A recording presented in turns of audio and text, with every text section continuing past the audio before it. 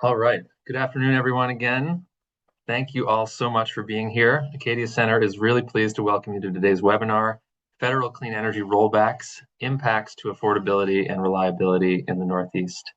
My name is Jamie Dickerson. I serve as Senior Director for Climate and Clean Energy Programs here at Acadia Center.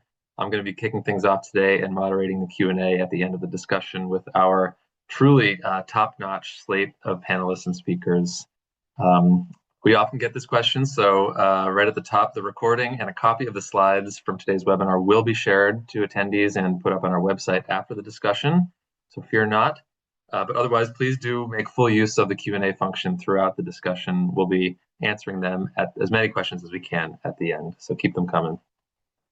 We can go to our next slide. And if you aren't familiar with us, Acadia Center is a nonprofit organization with over 25 years of experience dedicated to advancing transformative clean energy solutions that promote a livable climate and a more equitable economy at state, regional, and community level here in the Northeast US and often in Eastern Canada as well. Through rigorous data analysis and strategic partnerships, we're advocating for policies that significantly reduce carbon emissions, address systemic energy challenges, and we're collaborating with stakeholders, government, businesses, communities, day in and day out in our work. On our next slide, we'll take a quick look at today's agenda, which, by the way, I did want to note, we do plan to extend the discussion for those able to stick around till around 1:10 or 1:15 for some extra Q&A time. So stay along with us for that ride if you can. Today, we're going to start with an overview of the major recent rollbacks at the federal level and really discuss the impacts of those rollbacks on energy costs and affordability, as well as grid reliability, including a focus on specific threats for low-income households. Then we're going to pivot from the problems to the solutions, which I guess I'll just speak for myself, seems to be the most constructive place to channel sort of a lot of the emotions and anger and dismay that so many are feeling about these federal actions in this moment. Our intent today really is to focus on the facts, the analysis of real everyday impacts for households, and the practical solutions that states, communities, and regions still have and are pursuing nonetheless. So you see here our presenters for the day. I'll quickly introduce them now. Noah Berman is a Senior Policy Advocate and Utility Innovation Program Manager here at Acadia Center. Noah is a relatively new member of our team, joined earlier this year. He's responsible for our regional strategy about modernizing utility regulation frameworks, controlling utility bill affordability, and aligning energy system planning and investments with climate, clean energy, and equity goals. Another relatively new team member on our team, Anya Poplavska, is a Senior Policy Advocate. She's passionate about regulatory and policy work in the clean energy space, and she works on developing regulatory comments, advancing public policy, and working on a variety of grid-related issues and policies as a member of our team. We're super glad to be joined by several external partners and guests as well today. First up will be Rachel Goldstein, who's a research and modeling manager with Energy Innovation, where she oversees energy policy research projects, collaborates with external partners and decision makers to identify decarbonization opportunities. Carrie Cullen Hitt, next up, is Vineyard Offshore's head of external affairs, where she leads the team's state government and regulatory affairs, stakeholder outreach, and corporate communications work. Finally, Jennifer Bosco is Managing Director of Energy Advocacy at the National Consumer Law Center, focusing on energy and utility issues that affect low-income consumers, as well as medical debt collection issues. Jen and I were on participated in a press conference with Senator Ed Markey in Massachusetts a couple months ago now, and I'm really, really glad that she's going to be able to be here today too. So before we get things started, I think I'll just sort of launch this webinar ship, as it were, with hopefully a not too tortured nautical metaphor. We're undoubtedly in uncharted waters right now, not only on the policies and the program funding, but really with respect to institutions, agency independence. We don't know how deep the waters are, candidly, what dangers may be exposed by the tides as they rise and fall, and really what even new treacherous conditions might lie ahead. But I do take some reassurance that as members of the region's crew of that ship, states, communities, industries, advocates, we still have a very reliable, proven set of tools to navigate these conditions. We still have our sails, our oars, our anchors, our compass, all the tools that we really need to continue sailing onward. So with that, I will turn things over to Noah to take it away. Hi, everyone. It's good to be here today, even if we're talking about this pretty difficult topic. I'm going to be doing some level setting for this conversation, just providing a lay of the land on what federal actions have been taken so far, and there are a lot of them, and I'm going to try and get through as many as I can, but we don't have unlimited time. So I'm starting with the IRA tax credits and the impact of the One Big Beautiful Bill Act, which I'm just going to call OBA from here on out.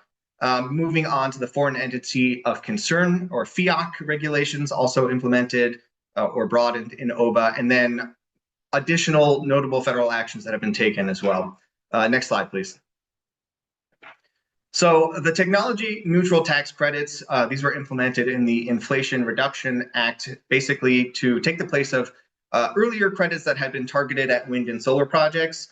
These were broadened, eligibility was broadened to cover a number of different technologies, all clean technologies. And then in OBA, that eligibility for wind and solar was rolled back.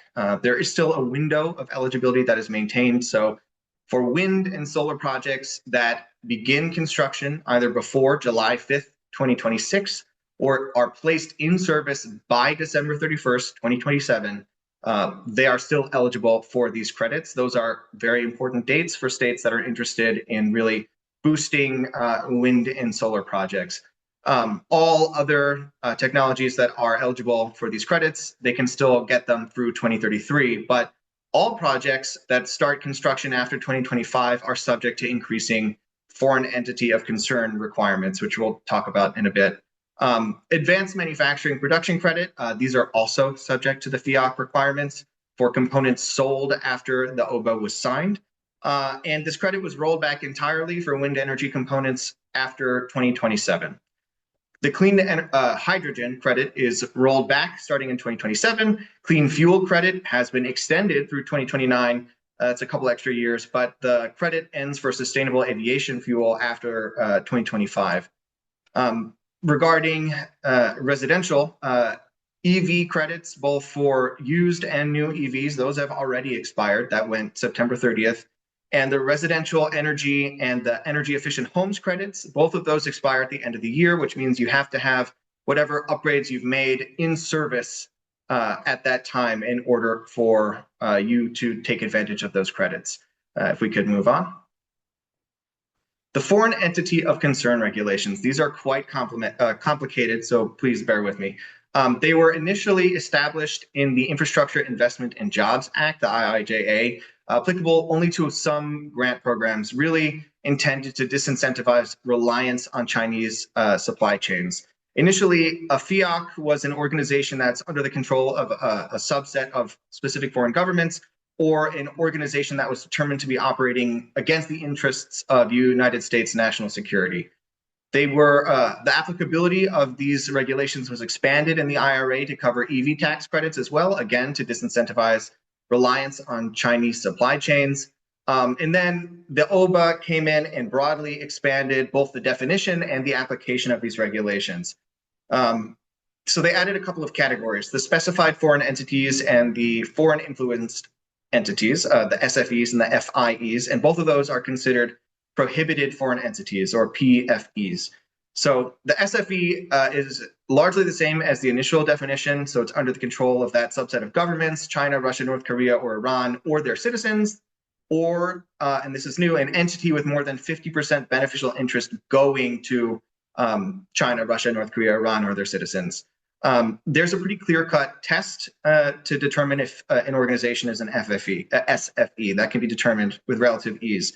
Much more wiggly is the FIE. So this is an organization that is influenced substantially, either explicitly or effectively, by an SFE. And the law says that effective control means an SFE has, quote, specific authority over key aspects of the production of eligible components, energy generation, or energy storage. But then it doesn't go into more depth, and it directs Treasury to issue additional clarifying guidance, which they have yet to do. These regulations are applicable to 6 different credits. For 3 of them, it's pretty straightforward. For 3, it is not. For the carbon capture, the existing nuclear and the clean fuel production credits. If the taxpayer is a prohibited foreign entity, a PFE, they cannot take advantage of the credit. If they're not a PFE, then they can.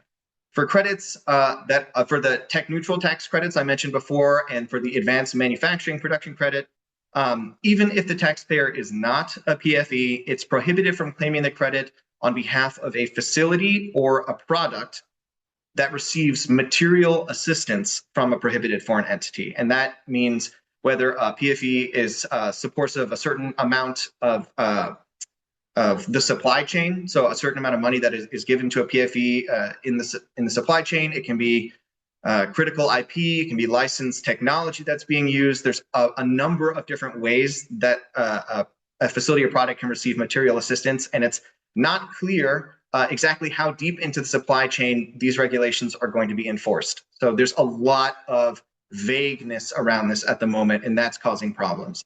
It should be noted that credits can be clawed back if at any time you are found, or your project or product has been found to break the regulations within a decade of beginning to take advantage of the credit. And that means that all of the money that has been paid out via the credit will have to be returned to the federal government.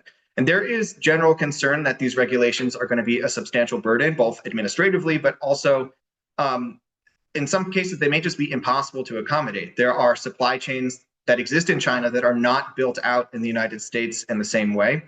And because of the opacity, again, of how these regulations are going to be implemented, that creates a lot of uncertainty, and it's cutting into timelines for projects that may otherwise be able to reach those, in construction deadlines or starting deadlines that I mentioned earlier. But because of the uncertainty, they're just going to be delayed to the point where they can no longer take advantage of the tax credits, which may mean that the projects don't pencil out. If you could move on to the next slide, please. So other notable federal actions, this is just a small smattering. Executive Order 14315 was issued shortly after OBA was signed, and it directs the Secretaries of the Treasury and the Interior to build upon and strengthen the repeal of and modifications to wind, solar, and other green energy tax credits in the OBA. They asked the IRS to issue new guidance on beginning construction safe harbors and FEOC regulations, and they asked the DOI to review and revise regulations that have preference for wind and solar facilities. This led to the IRS issuing guidance that removed the 5% safe harbor guidance. This had been in place for over a decade at this point, and it basically meant that if you had spent 5% of your project costs, then you were considered in construction and you were eligible for the credits. They did not remove the physical work test, which is passed by demonstrating substantial physical work has been done on a project, and offsite work can also count towards that. So this guidance was not as punitive as some people thought it might be. And again, they have not issued the updated FEOC guidance yet. The Department of the Interior, pursuant to this executive order, issued Order 3437 and a slew of other interior actions. And this led to the Bureau of Ocean Energy Management rescinding all designated wind areas offshore. They ordered a review of wind turbines' impacts on avian mortality. It ordered that all wind and solar decision-making had to go through the office of the secretary directly. That includes permitting. It led to an additional order that directs NEPA evaluations to prefer denser energy generation, which is pretty specifically targeted against wind and solar, which are more spread out. And all of this sort of in combination, plus previous orders that had been signed and came out of DOI from the White House, led to the various stop work orders and attempted permit revocations for offshore wind projects that we have been seeing, very high profile events over the last couple of months. The EPA has led a number of deregulatory actions, but frankly, too many to really get into here. But I have to note the proposed repeal of the 2009 endangerment finding, which is the basis for all greenhouse gas pollution regulation. That had been upheld by the Supreme Court, so it would be a really major reversal to back away from it now. Solar for All funds were obligated pursuant to the IRA in early 2024, but the White House, even though they were obligated funds, has rescinded those funds nonetheless. New England funds had been set to receive around $440 million for use across the region. And there is actually currently, I think it just started this week, a lawsuit of which the Rhode Island AFL-CIO is the lead plaintiff that is trying to force disbursement of these funds. The Department of Justice has led, again, a number of inquiries into state climate laws. Recently, they posted a request for comments from the public on state laws that impede interstate commerce, and they specifically cite energy and climate laws as examples. They have led inquiries into climate laws and filed suit to stop laws like Vermont's and California's climate superfund laws, which would have imposed, or could still, I guess, impose billions of dollars of liability on fossil fuel companies. And they have preemptively filed suit in Michigan and Hawaii to prevent those states from suing fossil fuel industry companies for damages. Tariffs are a moving target. It's really still not clear how these are going to wind up, even now. But McKinsey did a study on potential different tariff regimes, and they found that in the highest tariff scenarios, there are significant negative growth impacts on solar and storage by 2035.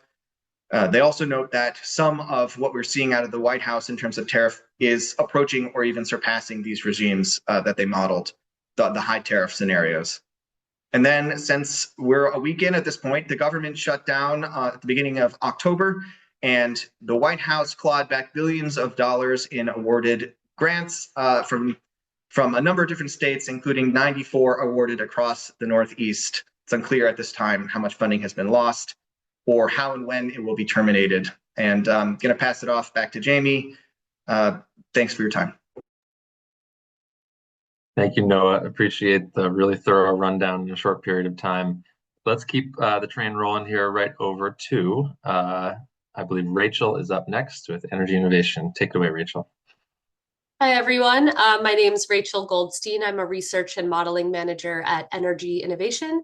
We're a nonpartisan energy and climate policy think tank, and we've been exploring the impacts of the Big Bill, which I will henceforth refer to as OBA, and I'll share some of our findings with you all today. Next slide, please. So now I know we're all focused on the impacts of northeastern states, but I also want to ground us a little bit in sharing some of our national findings. Our team here at Energy Innovation used our in-house energy policy simulator model to assess the impacts of OBA at the state and national levels. The nationwide impacts are pretty significant, showing that energy spending increases pretty much across the board. The policies in OBA, which repeal a lot of important and impactful elements of IRA, as Noah was just going over, lead to a significant drop in generation capacity build out over the next 10 years. And you'll also see from this chart on the right here, the benefit to coal and gas industries hardly makes up for the loss in renewable energy deployment. And this means that power prices will rise to meet growing demand, and we'll see impacts to the US industrial competitiveness at a time when, well, frankly, this seems to be a priority of the administration, and will be hurting our own industrial sector and manufacturing. So that's a bit ironic and curious.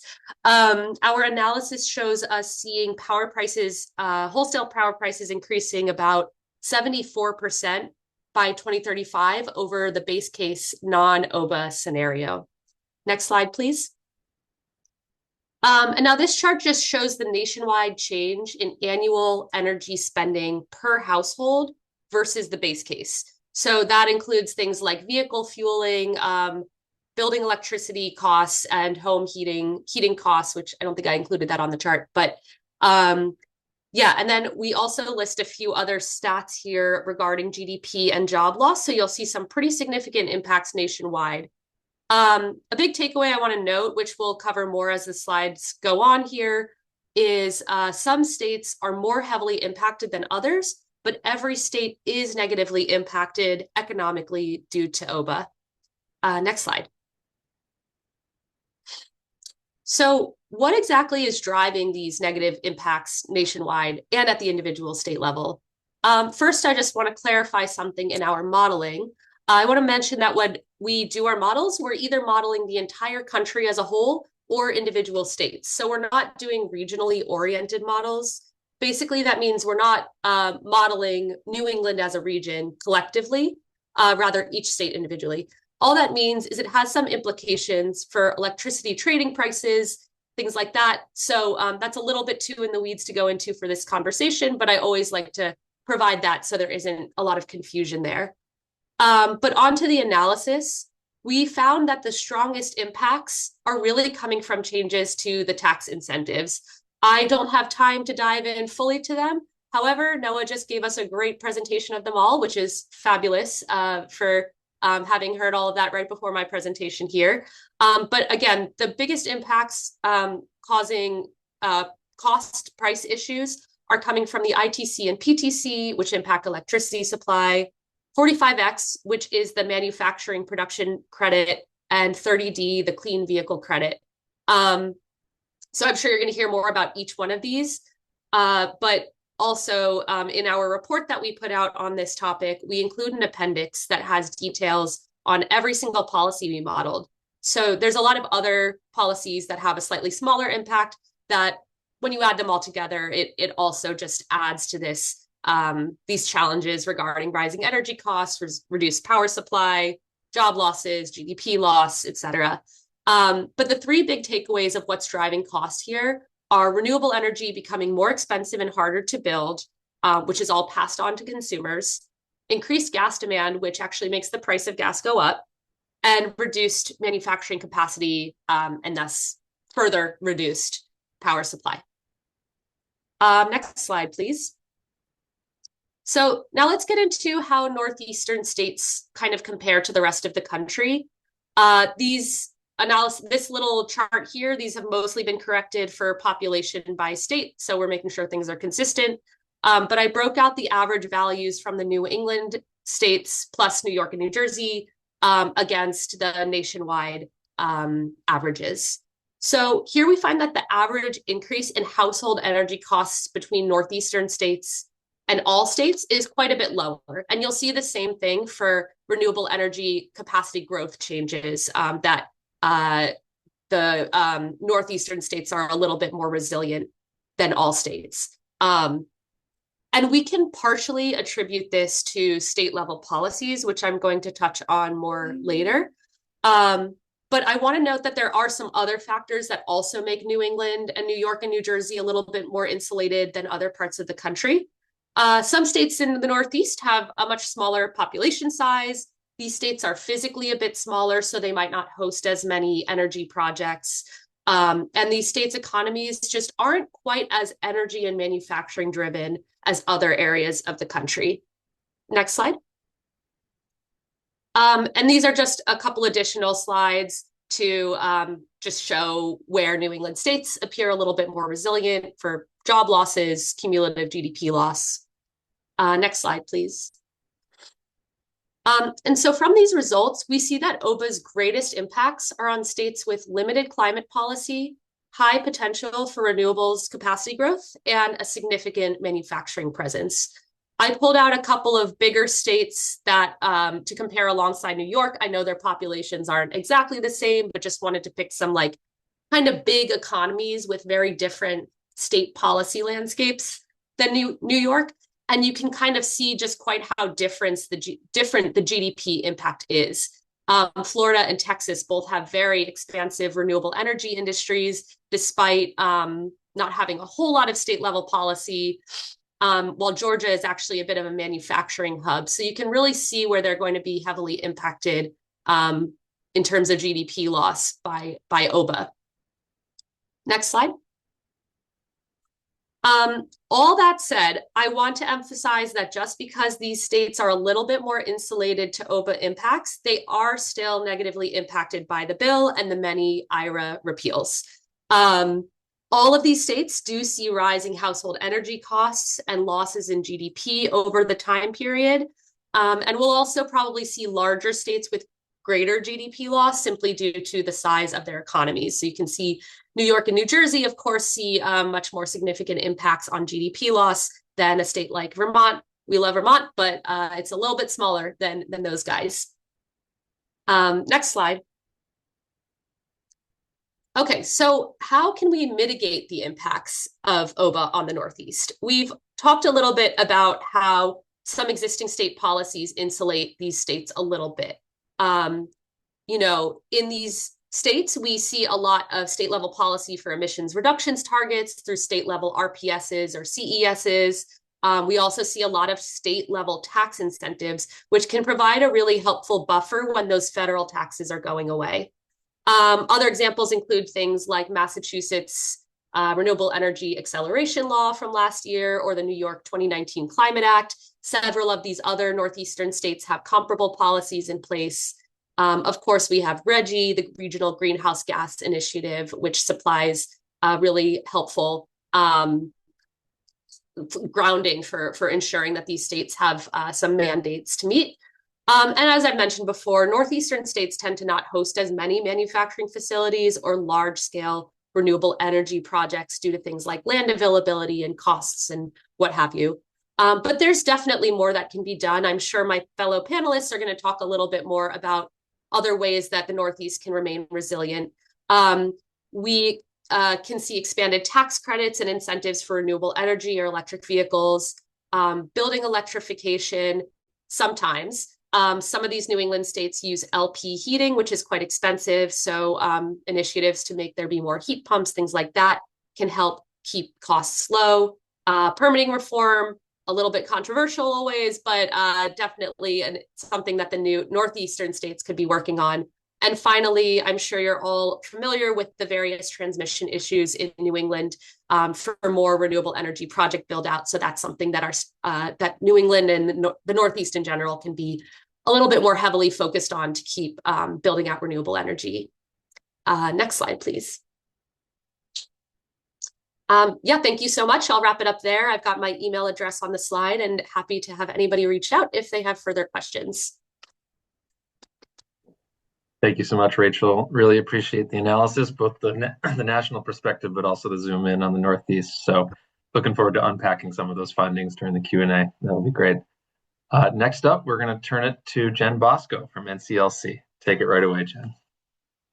Hi, thanks, Jamie. And thanks to all the other presenters. I think the information about increased energy costs is so sobering and so important right now. So I'm from the National Consumer Law Center. If you're not familiar with us, we're a nonprofit organization. We're based here in Boston, Massachusetts, and I'm in the Boston headquarters right now. And we're an organization that's been around for over 50 years with a mission to serve low-income consumers in all different areas that affect their finances, including energy and utility issues, but also, other areas like debt collection, credit reporting, credit discrimination, housing foreclosure issues. And so I'm going to get right into it. Next slide, please. So just, I guess, following on Rachel's presentation too, this is just a kind of a snapshot from Department of Energy Energy Information Administration statistics from the REC survey, the Residential Energy Consumption Survey from 2020. So really showing that the energy affordability issues that we talk about, it's been a challenge for low-income families for a long time, and that energy affordability problems are pretty widespread. So in 2020, 27% of households reported that at some point during the year they struggled to meet their energy needs, pay their utility bills, keep their homes at a healthy temperature. So, in the previous RECs, the number is even higher. And, given what we know about likely increases to utility costs in the coming years, the figures could certainly look worse when there's another survey. Next slide, please. So I'm going to talk about federal programs that we rely on to help under-resourced families with energy affordability. And some of them, aren't necessarily directly impacted by the OBBA, but they're all sort of in the mix, so I wanted to cover these. So the first that I'm going to talk about a little is the Low-Income Home Energy Assistance Program, referred to as LIHEAP or HEAP, depending on what state you're in. And the LIHEAP program serves about 6 million households per year. And it's a fairly popular program around the country. It's a block grant program, so the federal funding is a block grant. It's parceled out to the states. There's a different amount and a different percentage that goes to each state every year based on kind of a complicated formula. And then the states come up with their state plan about how they're going to use the funding each year. And so because it's a block grant program, the federal staff has always been fairly small, and the states do a lot of work to administer the program.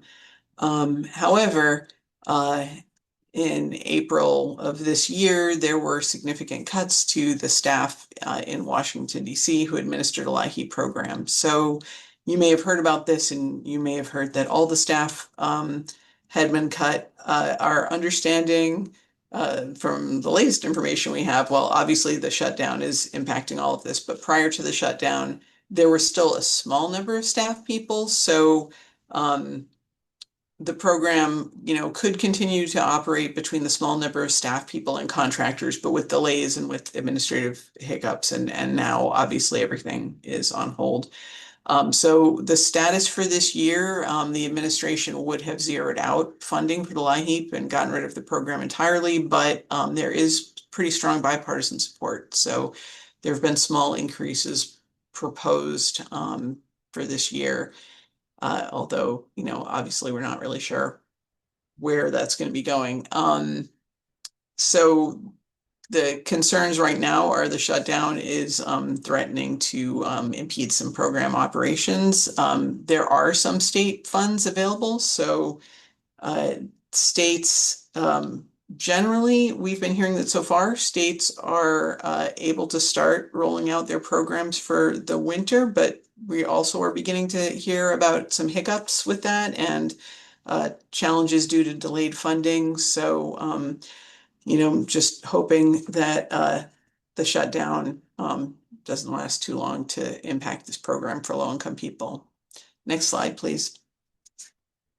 I also want to talk a bit about the Federal Weatherization Assistance Program. And this also is a program that provides assistance to low-income people. It provides no-cost energy efficiency upgrades and assistance to low-income families. And the budget tends to be, relatively small. It was $366 million for the last fiscal year. But the IIJA, the Investing in Infrastructure and Jobs Act, had allocated additional money for the weatherization program on top of the typical budget. And there are still funds out there for this. They need to be spent by June 2029. And that so far has not been impacted by OBA. For this year, the House budget had proposed a pretty big cut in the regular funding for the Weatherization Assistance Program. I guess the other status for this year, we know that the state plans have been approved prior to the shutdown, so the program can continue to operate with funds that are available. And I also, just for those who are interested, wanted to mention that there had been quite a bit of work in the past to include in the energy audits related to the Federal Weatherization Program, the non-energy benefits, including social cost of carbon and reduced water usage, but that has been revoked by this administration. And I can't help but note that the water usage reduction, the justification for that was in the memo was that that was eliminated because it had to be consistent with the executive order on maintaining water pressure in showers, because that's a real thing that we have. Anyway, next slide. So I just wanted to talk a little about the home energy rebates, and Noah had covered this early on. But just to focus a bit on some of the home energy rebates under the IRA that were created to particularly help lower income and moderate income households. So the homes rebates had provided assistance for energy efficiency retrofits, and the HERA or HERE rebates also provided an enhanced rebate for low-income people for electrification, and for addressing some of the home conditions that can get in the way of electrification, like the need for wiring upgrades. So these, were great programs, but unfortunately we are saying goodbye to them. The deadlines for the programs have been moved up, as Noah was talking about. From what I understand, there is some of this funding still available through certain states, but not every state was able to kind of get their program up and running. And I think our friends at Atlas Building Hubs have the most recent information about that. Next slide, please. Another program, unfortunately, we're saying goodbye to or have said goodbye to is the used electric vehicle tax credit. Noah also had mentioned that. And, we had advocated for this because we really believe that, used EVs can be an affordable transportation option for low-income folks and have a lower cost of ownership and provide for cleaner transportation. So we had worked on this extensively. It was not a perfect program because it was not structured as a refundable tax credit, but it was a good first step. Unfortunately, now that it's been revoked, this is the only program I knew of that provided assistance for low-income people to buy a used car. And now it has ended. Fortunately, there are some states that offer rebates for used electric vehicles. Next slide, please.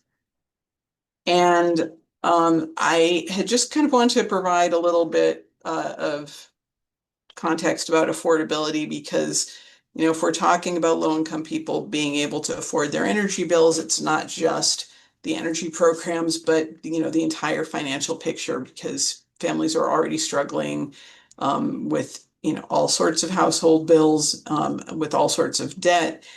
And the impacts on families, as you know, are huge. There have been proposed cuts to SNAP, to Medicaid, and to other programs. And I just included a note saying that, financialization or increased debt for these families just is not a feasible solution since they have such significant debt burdens already. And really what we are focusing on here is continued advocacy for state utility affordability programs, for state bill assistance programs, for state level protections from utility disconnection in certain circumstances or for certain vulnerable populations. And there has been, I think, a lot of receptiveness on the part of a number of states for those state assistance programs. And with that, I'll leave it there. Thank you. Thank you so much, Jen. Really clarifying, although obviously stark picture about the threats and the impacts underway and to come, especially going into the winter heating season this year. So thank you for that. Let us turn next shifting from the problem side of the ledger to the solution side and the response side. I'm going to turn it over now to my Acadia Center colleague, Anya. Go ahead, Anya.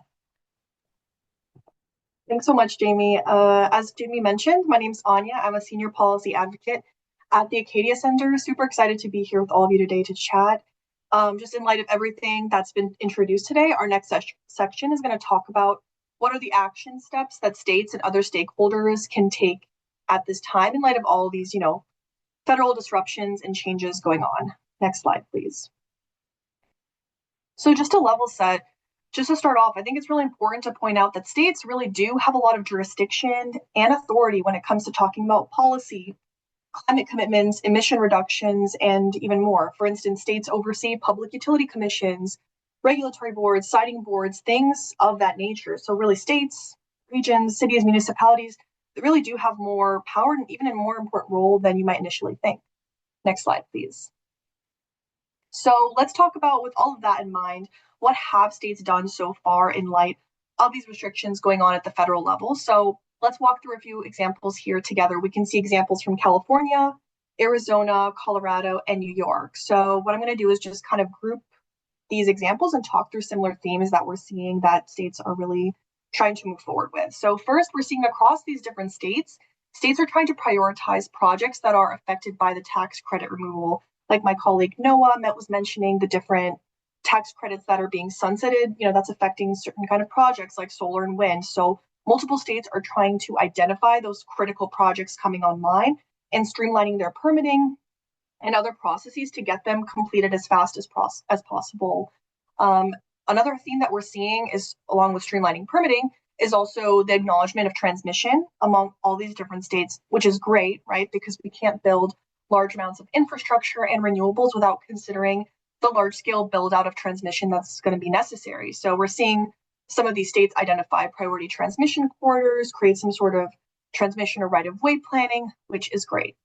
Now, at the very bottom here, you can see New York is running a renewable solicitation that's due in a few weeks, actually, at the end of October, to help build almost shovel-ready large-scale renewable energy projects faster. So that's a really amazing best practice for states to be able to run their own solicitations and help these projects along at this time of federal strife.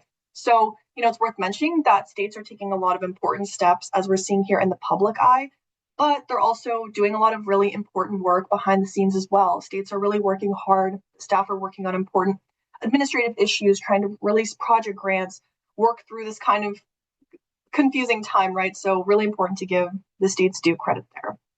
Next slide, please.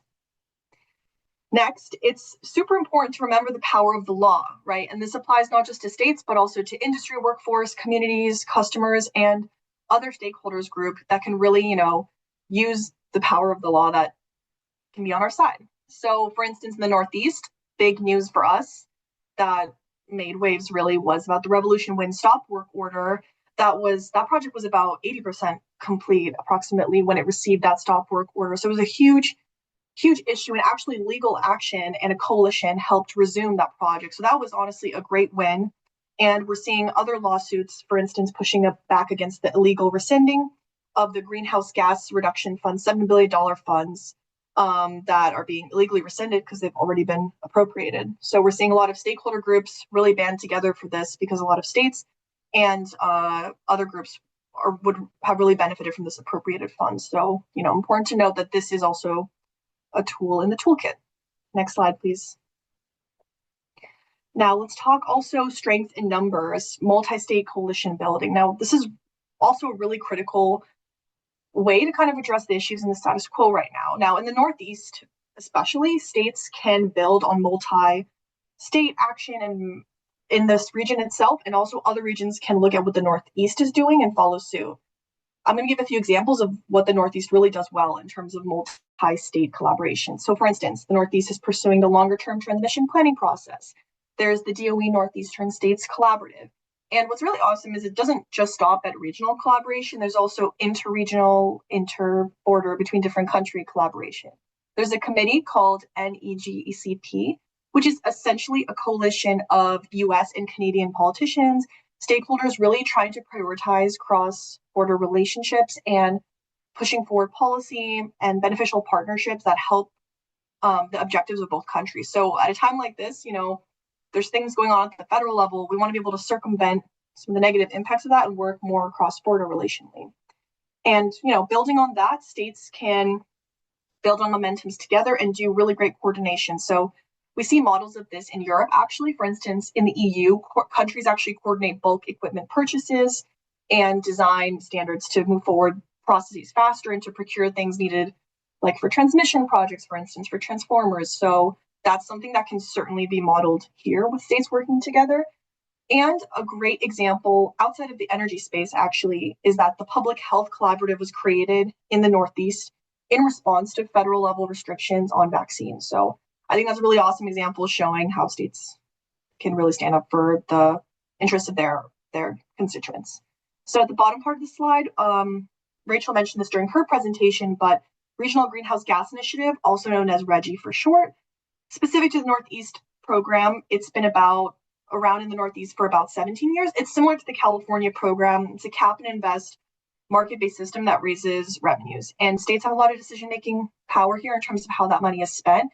And while there's certainly many competing priorities for where this money goes, we don't want to take away from energy efficiency or other climate investments, but it's worth noting that, with things like the ITC, the PTC, certain tax credits being taken away from renewables projects, hopefully with increased revenues and higher allowance prices, money can potentially be used to mitigate federal harms or create new incentives for developers or other stakeholders that might be struggling now in light of these federal changes.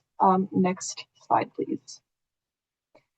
So again, as my colleague Noah mentioned, talking about the impacts of tax credits that were introduced during the Inflation Reduction Act that now have unfortunately been rescinded under some of this federal legislation. Those tax credits would have improved affordability and decreased bills for Americans. So gap filling here by states means full speed ahead on affordability measures. So let's tackle that first part. What can states do on the policy level? The key is really focusing on streamlining and speed. So taking advantage of the safe harbor provision still being available for smaller projects under 1.5 megawatts and running, RFPs early, trying to move that process along, like we mentioned, and seeing in New York a great example of that. Other things that improve speed of project development are things like interconnection, using the siting power that states have, and rapid permitting bills and reform.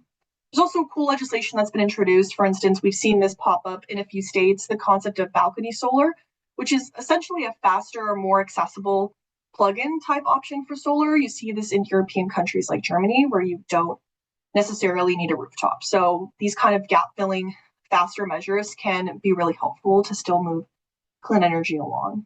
And then we can jump to the bottom part here, talking about affordability. So as mentioned, all of this, really ties to affordability. And, some of the most powerful things states can do right now is to keep pushing on that message and try to improve the lives of their citizens who have higher bills now and will continue to have increased bills, unfortunately. So we can look at a few ideas here. First, tackling inflationary ROE, also known as a return on equity in states, and looking again, ideas from different regions, like in Europe, there's this concept called POTEX, which looks at equalizing incentives between operational and capital expenses, given there's a huge capital bias in utility decision-making right now that contributes to inflationary bills. There's also an interesting idea that hasn't been done yet, but it's promising, called the ROE First Mover proposal. It would essentially be a change in regulatory construct where it would allow PUCs, so the regulatory commissions, to put forth a proposal first before the utility files their proposal. And of course, many other ideas like maintaining and increasing energy efficiency investment, passing shutoff bans, protecting customers through percentage of income payment programs, lower income funding, things like that. And public financing shows a lot of promise for bill reduction as well. This is actually something that our organization is with the Clean Air Task Force is currently analyzing for the New England region, potentially what that could look like to do public financing. And California just passed a bill looking at public financing for transmission, specifically creating an accelerator. So all this holds a lot of promise. Next slide, please. So it's worth mentioning states can come together, must come together to really solve a lot of these issues that we see up on the screen here. So infrastructure, energy bill burdens, housing availability, clean air, water, transportation, community resilience. Now, if you notice, the word climate actually isn't even mentioned in any of these boxes. So this goes to show that even if there's certain, things in the political climate about what is or isn't acceptable to say, at the end of the day, these are all critical issues that states must come together on. And these are areas of work that overlap with each other and where stakeholders can really work together, to get things done, to push forward on these issues. So next slide. I believe that's the end of my section. So I'll pass it back to Jamie. Thank you. Thank you, Anya. Really great overview and summary. Really appreciate that overview of sort of the energy federalism system that we have in this country, which actually I think will work to the benefit of the region in this current moment. So I think we're going to take down our slides and pass things over to Carrie from Vineyard Offshore, who's going to provide some remarks as well. Carrie, take it away. Hey, Jamie, thanks so much. And great to hear everyone's comments. I thought I'd just take a few minutes and offer some reflection on what our speaker spoke to today. Yeah, there's a lot there to really think about for all of us and really try to address. And I really appreciated the last presentation with the opportunity to think about what some solutions are as we kind of work through the scenarios that are laid out before us over the next 2 or 3 years and attempt as a community as a whole to continue to provide affordable and reliable energy to the region. So to follow up on Jamie's introduction, I'm Carrie Collin-Hitt, and I'm Head of External Affairs at Vineyard Offshore. I've been working here in New England and across the country on energy-related policies for a couple of decades. Most of my comments today will focus from my perspective where I sit today, but also touch upon, just based on prior experience too, a little bit. Vineyard Offshore is an offshore wind developer here in the US and North America. Our parent company and finance company is Copenhagen Infrastructure Partners, but Vineyard is the face and entity that executes here in North America. We have several offshore wind leases across the US. Here in New England, we co-own Vineyard Wind 1 with JV partner Avangrid. That project is currently in construction and providing power to the grid. We expect that project's construction to conclude soon. Can't predict the exact date, but hopefully by early next year, if not by the end of this year. So great news on that front is that it is producing power currently and providing power to the grid. Our other lease areas are in New York and California, so I won't spend too much time on those. I'm sorry, we also have another one in New England, excuse me, and then one in New York and California. But let's go to some of the topics at hand today, and I'm going to try to focus on a few that I called out and can speak best to. A lot of conversation about affordability, of course, and what that means given, or what the impact is given changes in federal policy on affordability. I can speak to mostly, from the generation perspective and developer perspective, what's happening and how some of the many policy changes that Noah mentioned and others mentioned really impact developers, whether it be for offshore wind or other generation resources, really writ large here in the Northeast. And essentially, I would say there's so much uncertainty on future projects, particularly after the expiration of the ITC later this year, that's really driving a lot of decisions right now. Decisions about what projects we continue with, meaning generation and construction projects beyond mid-2026, what investments we continue to make in the region and throughout the country, because there's just so much uncertainty. So while the OBBA bill did have an impact on tax credits and things like that, as you heard, it's somewhat predictable right now that what's going to happen and what the time frame is for those. And many states and developers are responding to that by trying to figure out what they can get done in the short term. And that's really important. What projects can be completed. Also, companies are thinking about how do they, how might they safe harbor some things for projects in the future, whether, different construction and supply chain aspects. So that's a lot of decision making is taking place around that right now. But the big takeaway really is increased risk, right?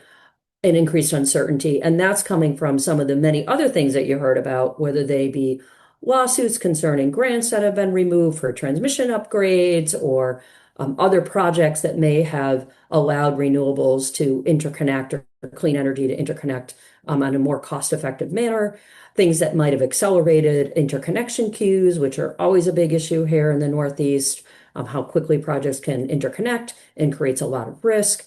Removal of those kinds of grants, questions about some of the lawsuits that are out there really just create tons of uncertainty and make it very hard for companies to plan.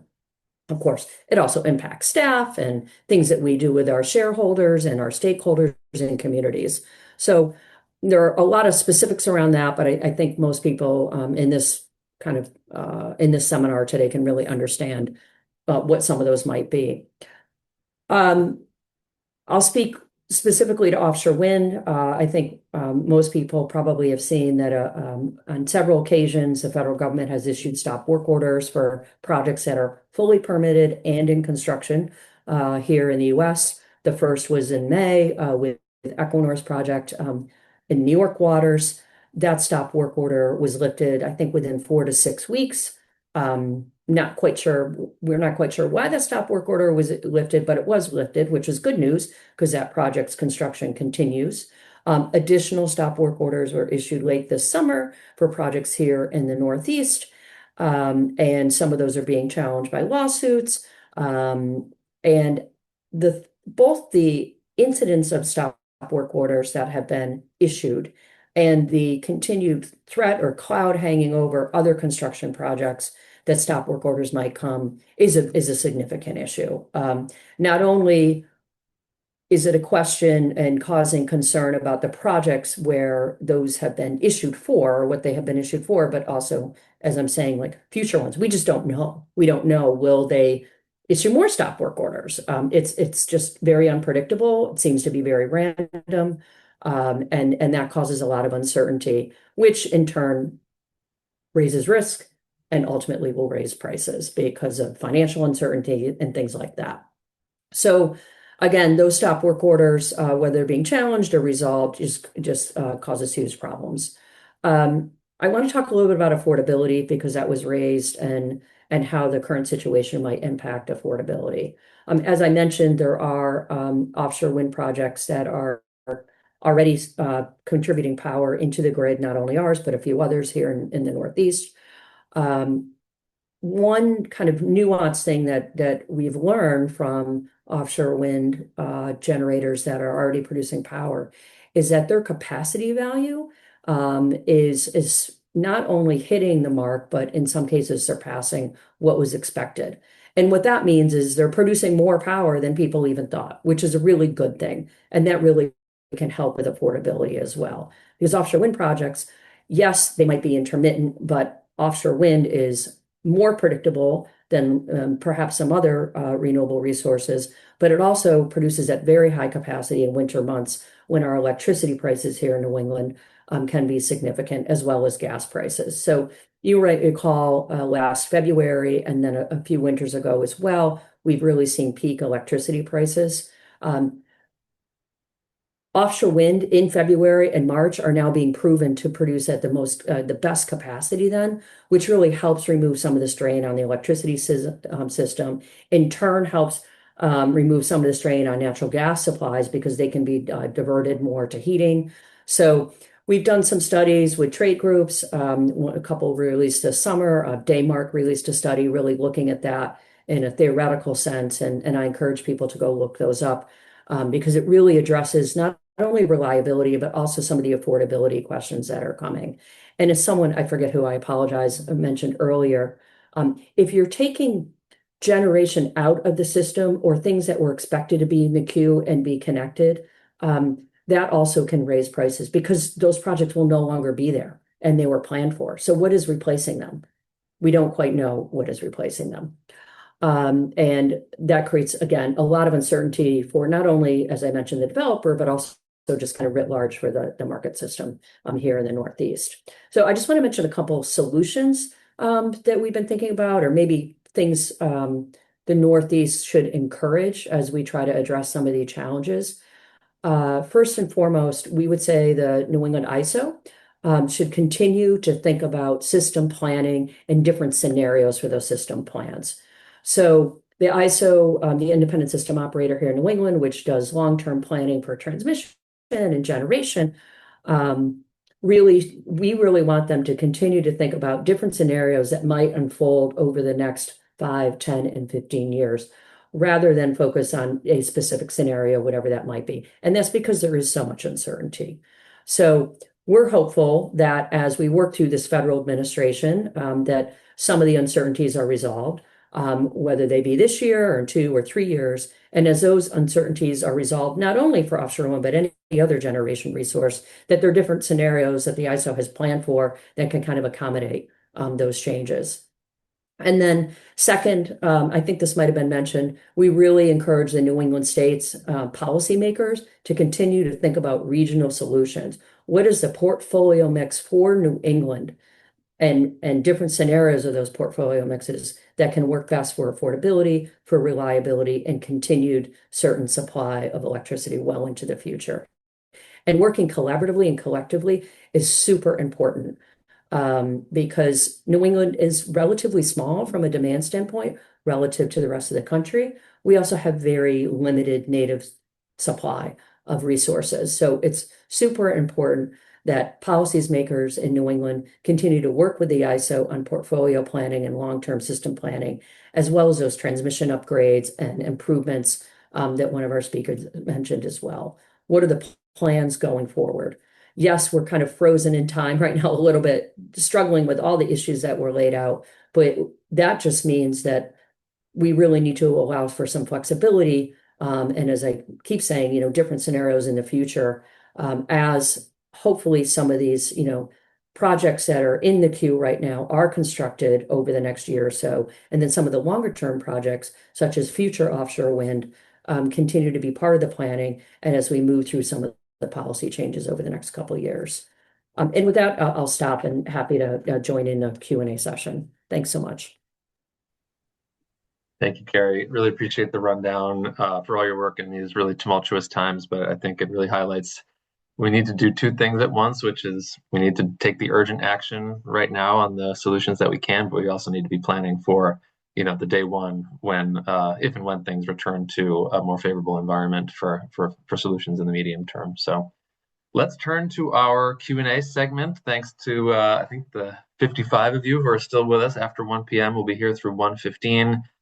Rachel from EI did have to go to another meeting, unfortunately, but we can certainly relay any questions and answers to and from her. But I wanted to start with reliability and maybe ask you, Noah, and anyone else who wants to weigh in. A lot of our focus today was on affordability. That's where I think most of the numbers exist, where we can predict, but we really can't quite predict what the impact will be on resource adequacy and grid reliability when some of these fastest to deploy resources are going to be really challenged or encumbered by the new FIAC rules, battery storage competing with gas peakers and things like that. So what's the takeaway for the Northeast region and other regions generally about, what the sum total impact of the federal actions are on reliability? Sure, yeah, and especially because we have, we're anticipating load growth to continue, even if maybe not as quickly as under a high electrification scenario, given all these impacts. We went through some of it with Anya's presentation.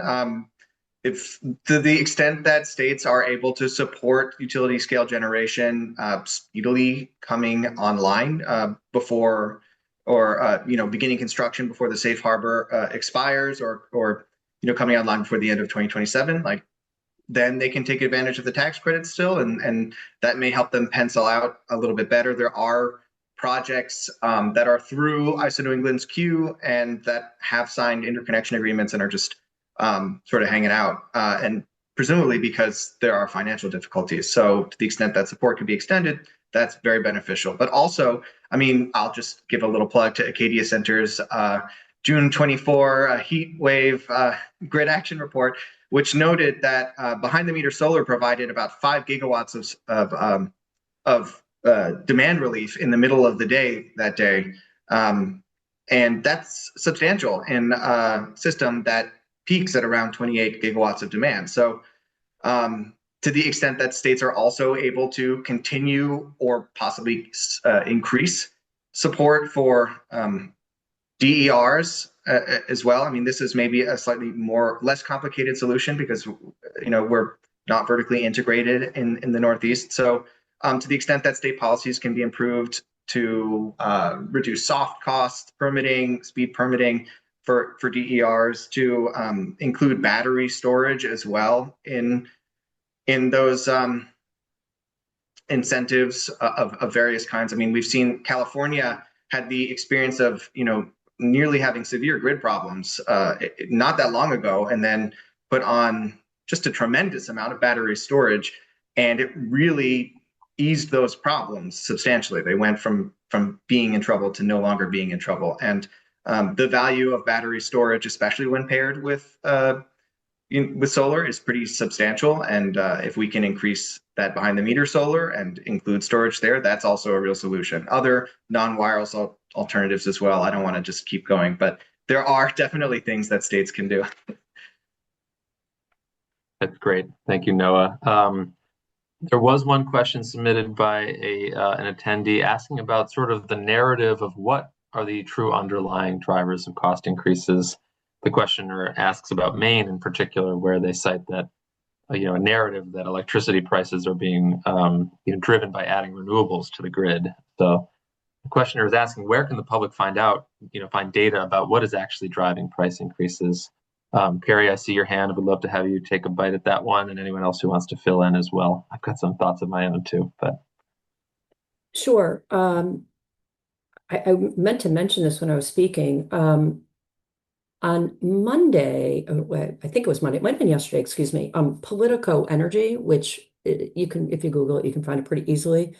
Both did a podcast and released a kind of a short study on affordability and impacts of on prices. And it was fascinating.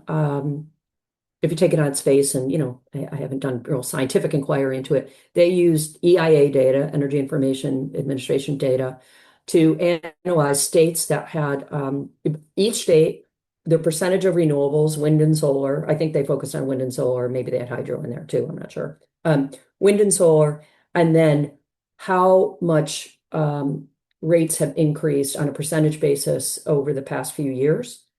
And it's really fascinating to see that the states with the least percentage of renewables had the highest percentage increase in rates. So putting aside nominal numbers, I thought that was a really informative, and I'll try to find the link and I can share it when I'm done talking. It was really interesting. It doesn't necessarily give us a lot of comfort if you're in a place where rates are going up, and all of us are, we live in the Northeast, necessarily, but it does point to, I guess, this narrative that renewables are causing rates to go up is sort of a false narrative to some extent, right? If you really compare it to states that don't have as many renewables. So I would argue that first, that's a false narrative. And second, unfortunately, rates are going up writ large across the country, because demand is going up, and there's always, I don't want to say there are always supply challenges, but energy is just always has these issues of being where it needs to be, or, electricity anyway, being where it needs to be, and having enough supply available. And, you've done this for a number of years. You can see this all the time. Infrastructure investment, particularly here in the Northeast on the transmission system, and then maybe even separately pipelines, but I can speak to the transmission system, is we have a significant need here. Not necessarily just to interconnect new renewables, but O&M maintenance for whatever generation you're trying to interconnect, to ensure that we have a reliable grid that is climate resilient, that is updated to reflect new software, that is updated to deal with new demand. So transmission infrastructure itself is an important contributor to rate increases. So those are just some other things to think about, as opposed to pointing the finger, right, to clean energy, which isn't necessarily the case. Thank you, Carrie. Yeah, I dropped a link to the Politico analysis. Hopefully folks can see that in the Q&A. And it corresponds totally to Acadia Center's analysis of the EIA data for this region too. The states who have increased their share of renewables the most over the last couple of decades have actually been insulated the most from retail energy cost increases during that same time period. And that's a trend line that's true across the nation and even in the Northeast region. So Jamie, can I just say totally. one other quick thing? I'm so sorry. Mhm. And first, I should have acknowledged your work as well. Apologies, that was just part of mine from yesterday. No. That, we shouldn't forget that recent generation of steam to electricity that uses fuels, the price is unpredictable, right? Natural gas prices change every day, every quarter, or whatever, and that flows through rates, quarterly usually or something. So we just need to be mindful if you're using a clean energy resource such as solar, offshore wind, there's no fuel variability, right? The facility is built and maybe there's some minimal O&M costs, but there's no fuel variability in that. And that's another thing to think about too. As fuel prices come up and down or what have you, so do retail rates. Great point. Absolutely. Yep. We've got about 4 minutes left. Jen, I did want to go to you. I mean, one question that came to my mind during your presentation was like, we've got the government shutdown, heating season is right around the corner. It's kind of looks like the recipe for a sort of a perfect storm scenario, unfortunately, for families that need supplemental, energy funding assistance, for example. Are there sort of like emergency level actions that you think states should be preparing for contingency wise, not to, come out the door with, but just to be prepared in case the government shutdown continues for multiple weeks? It's a great question. I think actually I would more think about utilities working with state regulators at this point to decide, if LIHEAP funds aren't available, or if there are issues with support that's usually there, is there a need for additional protections, additional disconnection, pauses during this time.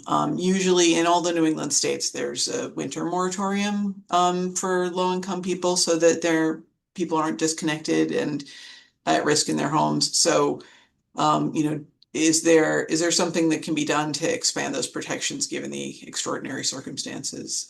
That's kind of top of mind right now.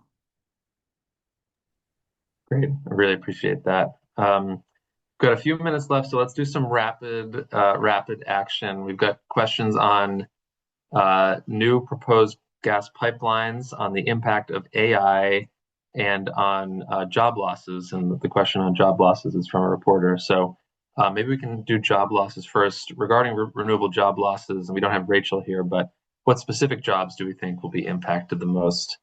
Anya, do you feel like that's something you can take on? I can fill in if not. I think you can go first on that one, Jamie, because honestly, Sure. I'm not sure about specific categories that come to mind. Yeah. I mean, and Carrie, you can help out too if you want, but I think generally speaking, if you're deploying fewer resources, the jobs that are most at risk are the installation and construction jobs. So, that's a wide variety of construction, workforce, trades, everyone who has to, do site preparation to, pile driving of equipment and racking to the installation of panels or turbines. And a lot of those are going to be unionized jobs that are at risk. We saw that with the Revolution Wind stop work order, operating under a project labor agreement there that has been restarted. But again, if future deployments are at risk, then those jobs will be at risk too as well. Quickly on gas pipelines and on AI's impact, maybe the two have a linkage there. Does anyone want to jump in on just ways that New England can potentially oppose and provide evidence to rebut the need for local gas pipeline or new incoming or local gas pipelines, and any impact related to AI tied to that? So regarding how New England can oppose incoming pipelines, I think just really hammer home the message, which is part of what we're trying to say here, that gas is not cheap. I think that folks remember gas as being cheap because a decade ago it was, but it's really increased. The volatility, as we've seen, is dramatic, and there's millions of dollars of infrastructure under our feet right now that we're going to have to pay for. New pipelines are going to be paid off over the course of decades, and I mean, there is a really substantial bill that will come due on these pipelines, and it comes on the back of ratepayers. Regarding AI's impact, this is definitely an issue. I mean, we saw the market monitor at PJM release a report saying that there's very substantial impacts on wholesale prices and capacity prices due to AI in New England. Please, someone jump in here if I'm wrong, but I don't think that there's a lot of hyperscaler data center activity just because we're not the ideal market. Power costs are already high. There's not a ton of unoccupied land. I have heard that there is a bit of a pipeline for some utilities, but it seems to me like maybe these are data centers who are putting out multiple requests to connect and then trying to find the best deal, basically. So I don't know that we're going to, in the short term, see real impacts from AI the way like some other places are. Agree with all that, Noah. Thank you. Although I will say recent discussions do make me somewhat concerned that what's happening in PJM is a sort of a harbinger of potential things to come really across the country, irrespective of underlying market prices and constraints and whatnot. So definitely something to keep an eye on here in the Northeast. And it's definitely happening in New York as well, we should mention. So I think with that, although as you can probably tell, we would be glad to sit here all afternoon and keep talking about these issues. We'll go ahead and wrap things up, being respectful of everyone's time. Attendees and registrants will receive a copy of the slides and of the recording for today's webinar. If you don't get that email, or if it gets blocked in spam or whatever, please check Acadia Center's website at acadiacenter.org to find those, and on social media as well. So many, many thanks to those of you who stuck it out through whatever 80 or so minutes here of discussion over your lunchtime potentially, and we will see you soon. Keep an eye out for more discussions soon to come.